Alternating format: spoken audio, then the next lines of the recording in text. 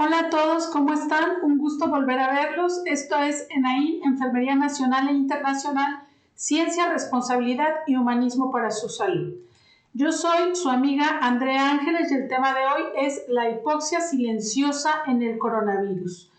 Esta cápsula es respondiendo a todas sus preguntas que nos hacen día a día a través de nuestra página, en donde nos preguntan constantemente qué es la hipoxia silenciosa, qué es la neumonía silenciosa. Entonces, bueno, nosotros siempre hemos sido muy respetuosos de esta información y si ustedes se fijan en nuestra página, casi no hemos difundido mucho acerca del coronavirus, ya que estamos nosotros seguros de que las autoridades de salud son las que tienen la mejor información, ¿verdad? Pero bueno, sin embargo, hay mucha gente que nos hace preguntas porque no les entienden a la información o no entienden la información que dan las autoridades. Entonces, bueno, nosotros vamos a hacer capsulitas de una manera que la población normal que no tiene conocimientos de salud pueda digerir esta información que muchas veces los profesionales de la salud les dan. Y bueno, el tema de hoy es la hipoxia silenciosa. A continuación haremos un breve recorrido o un breve recordatorio de qué es el coronavirus en la actualidad. Y bueno, pues el coronavirus en la actualidad, vamos a ver que los coronavirus en la actualidad pues sigue siendo un virus, ¿sí?, de la familia de los coronavirus, y nos decían antes que eran, primero habían salido 5 variantes, después 6 variantes, después que salieron 7 variantes, después que salió una más en África, otra en el Reino Unido, y así sucesivamente ha estado fluyendo la información, pero en realidad, y resumiendo, en la actualidad hay 26 cepas según las investigaciones que existen en Latinoamérica. Y bueno, estas variantes o virus pues pertenecen a la familia del coronavirus, causan la enfermedad del COVID-19, además de causar o potenciar enfermedades en el organismo durante la enfermedad o en el estado de convalescencia, que esto es algo que nosotros que hemos ido viendo a través de las personas que se enferman, y a través de que pasa el tiempo vamos a ver que si nosotros pensábamos que ya la enfermedad del COVID se quitó y ya habíamos salido bien, resulta que no, que esta enfermedad deja muchas secuelas, entonces, y que además de que deja secuelas, que potencia las enfermedades que nos iban a dar o las que ya teníamos. El COVID-19 puede manifestarse tanto en animales también como en seres humanos. Hemos visto que perros, chimpancés y hasta gatos también han sido susceptibles a este virus. En los humanos se sabe que son algunas variantes las que causan las infecciones respiratorias y que pueden ir desde el resfriado común hasta enfermedades más graves como el síndrome respiratorio de Oriente Medio, mejor conocido como MERS, y el síndrome respiratorio agudo severo como es el SARS. El coronavirus que se ha descubierto más reciente causa la enfermedad, pues ya lo decíamos, por COVID-19. Coronavirus es el virus y la enfermedad se llama COVID-19. Pero bueno, vamos a ver ¿qué es el COVID-19? Anteriormente nos decían que el COVID-19 era una enfermedad infecciosa causada por el coronavirus SARS-CoV-2 2019 y que es el que se ha descubierto más recientemente. Tanto este nuevo virus como la enfermedad que provoca eran desconocidos antes de que estallara el brote en Wuhan, China, que fue en diciembre del 2019. Actualmente, el COVID o la enfermedad de COVID-19, que se le conoce como la COVID-19, es una enfermedad pandémica, infecciosa, altamente contagiosa y hasta ahorita es la más letal de este siglo, que afecta a muchos países, por no decir que a todos los países de todo el mundo, y para la cual hasta ahorita no hay oficialmente un tratamiento establecido. Solamente existen medidas preventivas individuales y las vacunas de reciente creación a manera de prevención, pero recordemos que no sabemos cuál es el tiempo de inmunidad que van a generar estas vacunas en los seres humanos. ¿Cuáles son los signos y síntomas ¿sí?, de esta enfermedad que es el COVID-19. Bueno, pues los signos y síntomas más habituales, si recordamos en un principio nos habían dicho que era tos seca, que era una especie de resfriado común, fiebre, y después se fue integrando el dolor de cabeza. Sin embargo, ahora tenemos que son más de 15 signos y síntomas, que son los habituales. Uno de ellos es la fiebre, la tos seca, congestión nasal, dolor de garganta, cansancio, dolor de cuerpo, dolor de cabeza, pérdida del olfato, pérdida del gusto, puede dar también conjuntivitis, dolor de estómago, que esos fueron los síntomas ya más actuales, diarrea, erupciones cutáneas. Hay cambios en el color de los dedos de las manos o los pies, hay que ser muy observadores, sobre todo en los adultos mayores y en los niños, y muchas veces se ve la piel un poco oscura o azulada, sobre todo en la boca o lo que es alrededor de la boca.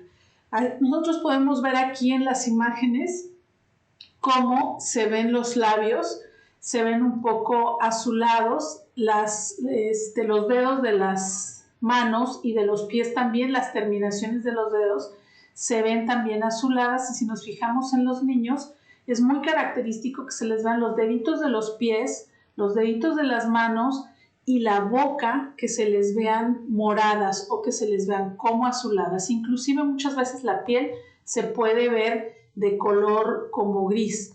Estos síntomas suelen ser leves y comienzan gradualmente. Algunas de las personas infectadas solo presentan síntomas muy leves. Hay personas inclusive que pasa por la enfermedad les pasa desapercibida. ¿Cómo se dan cuenta? Bueno, ya que se fueron y se hicieron pruebas de COVID, y en esas pruebas salen los antígenos, y en los antígenos nos dicen si está pasando por la enfermedad o si ya la tuvo o si no la ha tenido. Y hay muchas personas en las que les sale que ya la ha tenido y ellas ni cuenta se dieron. La mayoría de las personas, alrededor del 80%, se recuperan de la enfermedad sin necesidad de tratamiento hospitalario, es decir, solamente con los cuidados que ellos pueden tener en casa y tomando nada más medicamentos para los síntomas, los síntomas que ellos presentan. Y alrededor de 1 de cada 5 personas que contraen el COVID-19 acaban presentando un cuadro de moderado a grave y experimenta dificultades para respirar. Y es aquí donde radica el problema. En meses anteriores se decía que las personas mayores y las que padecen afecciones médicas previas como la hipertensión arterial, problemas cardíacos, problemas pulmonares, diabetes, cáncer, etcétera, tenían más probabilidades de presentar cuadros graves. Sin embargo, cualquier persona puede contraer esta enfermedad y caer gravemente enferma. Pueden ser jóvenes, pueden ser niños, las personas de cualquier edad que tengan fiebre o tos y además respiren con dificultad, sientan dolor u opresión en el pecho y tengan dificultades para hablar o moverse, deben solicitar atención médica inmediatamente. Si es posible, se recomienda llamar primero al profesional sanitario o centro médico para que estos remitan al paciente al establecimiento más cercano y adecuado. Ahora sí, vamos a ver, ¿sí? Con esto que ya nosotros vimos, vamos a ver qué es la hipoxia silenciosa. La hipoxia silenciosa es una reacción del organismo que se manifiesta a través de signos y no de síntomas. Los signos son los que se ven y los síntomas los que uno siente. Entonces, esta hipoxia silenciosa se manifiesta a través de signos. ¿Qué quiere decir? Que el único signo por el cual nosotros podemos darnos cuenta es un aparatito que ahorita les voy a decir cómo se llama.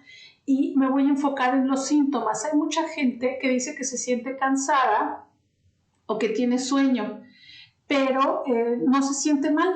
Sentir cansancio después del trabajo o sentir sueño, pues eso no es un dato de alarma. Sin embargo, ahorita en tiempos de COVID sí pudiera ser un dato de alarma. Nos han llamado por teléfono, nos han escrito y en ese momento les decimos que se pongan el oxímetro, que así se llama el aparato electrónico, el oxímetro, y resulta que tienen 85, que tienen 80 de saturación de oxígeno.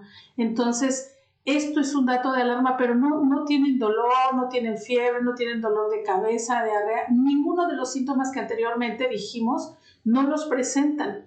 Nada más que, pues lo único que presentan es sueño o cansancio, y normalmente no nos hablan por el sueño o cansancio, sino nos hablan porque otro de los familiares es el que está presentando más síntomas.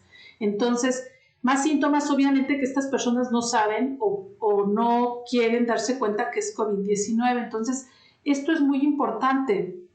No se siente nada. El signo es detectable solo con un aparato electrónico llamado oxímetro, que mide obviamente los niveles o el porcentaje de oxígeno en el cuerpo.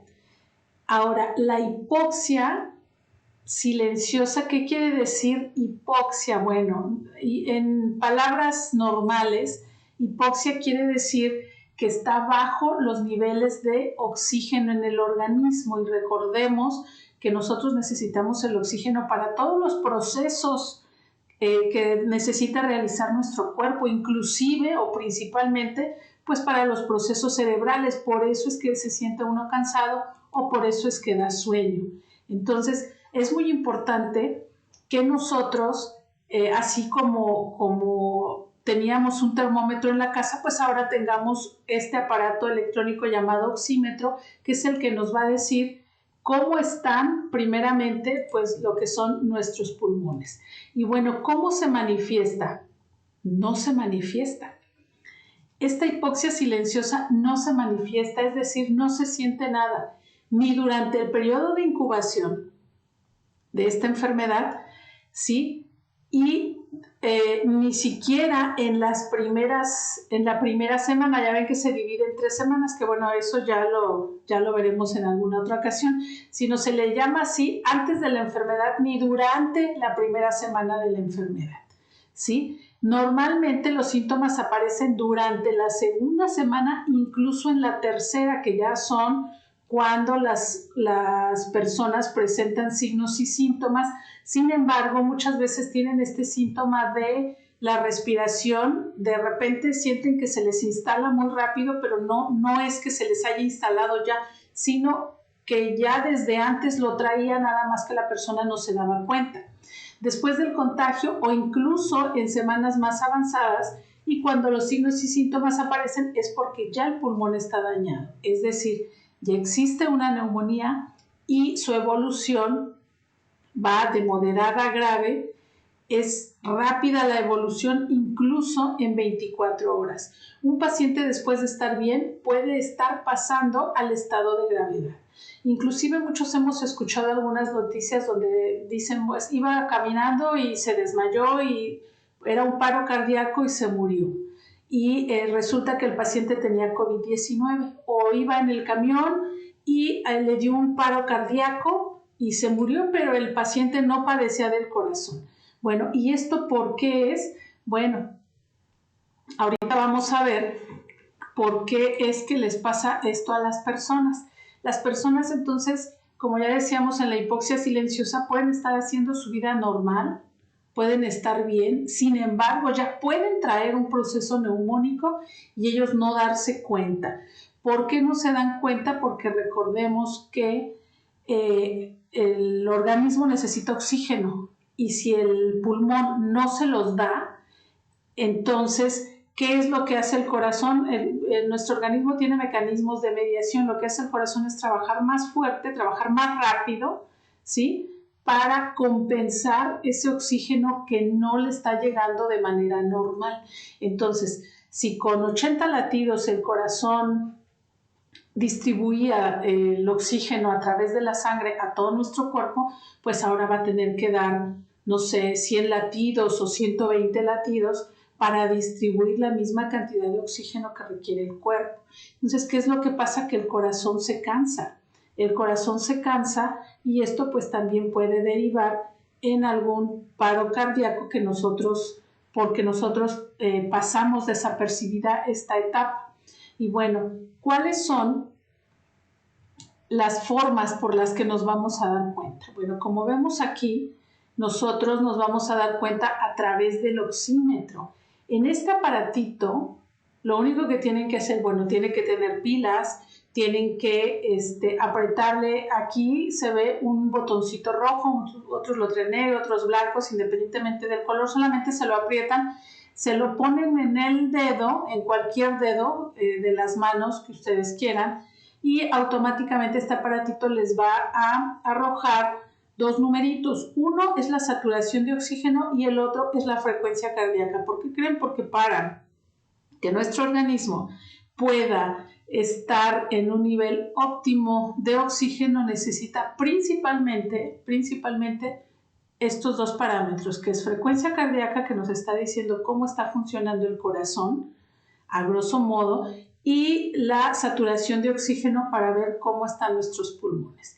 Y bueno, y a todo esto, ¿cuáles son los niveles normales de oxígeno en nuestro organismo? Bueno, los parámetros de oxígeno en el organismo en estos tiempos de COVID se consideran normales de 95 a 100%.